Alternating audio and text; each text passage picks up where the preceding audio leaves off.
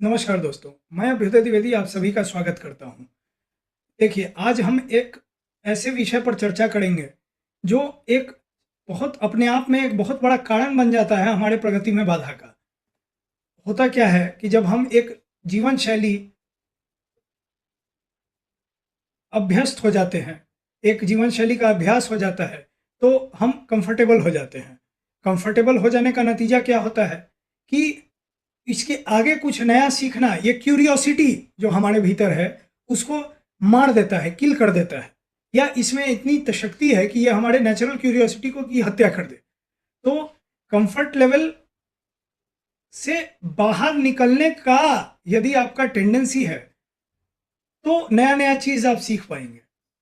होता क्या है कि अंग्रेजी की हमें दैनिक जीवन में ज़रूरत नहीं भी पड़ सकती है, लेकिन कभी ऐसा अगर अचानक से ज़रूरत पड़ गया तो अपने आप को पिछड़ा हुआ महसूस करने से कहीं क्या ये अच्छा नहीं है कि अपने अंदर जो एक प्राकृतिक क्यूरियोसिटी है, जिज्ञासा है, उसको जिंदा रखते हुए हम लोग डेली कुछ नया सीखने का प्रयास करें। तो कंफर्ट जोन से यदि निकलना है, ये केवल अंग्रेजी सीखने के लिए नहीं या केवल पब्लिक स्पीकिंग के लिए नहीं, ये जीवन के किसी भी चीज़ में। देखिए, एक बड़ा ही कंट्रोवर्शियल बात जो मैंने नोटिस किया है अपने पर्सनल एक्सपीरियंस में, कि कोई दुष्ट इंसान अगर होता है तो उसमें बड़ा धीरज होता है और बड़ा चेष्टा होता है, उसमें बार बार दुष्टता करने का वह चेष्टा करता है।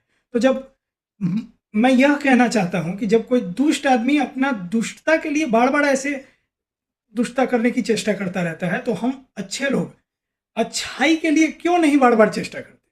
कुछ नया सीखने के लिए क्यों नहीं बार बार चेष्टा करते? प्रॉपर कम्युनिकेशन के लिए बार बार क्यों नहीं रिलेंटलेस चेष्टा करते? है ना? हम लोग के अंदर जो एक कहा जाता है टेनासिटी, या बार बार प्रयास करना, एक तरीका काम नहीं कर रहा तो दूसरा तरीका देखा, एक किताब से काम नहीं हुआ तो दूसरा किताब पढ़ा, जितना एक राउंड लिखने से अगर नहीं हुआ, या एक महीना एक साल लिखने से नहीं हुआ, तो आगे भी कंटिन्यू किया। कहाँ कहाँ सुधार सकते हैं, कहाँ कहाँ क्वालिटी सुधर सकती है, किन किन रिसोर्सेज का हम इस्तेमाल कर सकते हैं, ऑनलाइन में, मोबाइल में मुफ्त के क्या क्या विकल्प हैं, पेड क्या क्या विकल्प है, किसमें कितना पैसा लगेगा, कितनी की हमें ज़रूरत है। केवल ये सब जीवन के हर पड़ाव में ये क्यूरियोसिटी और बार बार चेष्टा करना अच्छे कामों के लिए हमारे काम आ सकता है, और हमारे जीवन के प्रगति में हमें मदद कर सकता है। Thank you.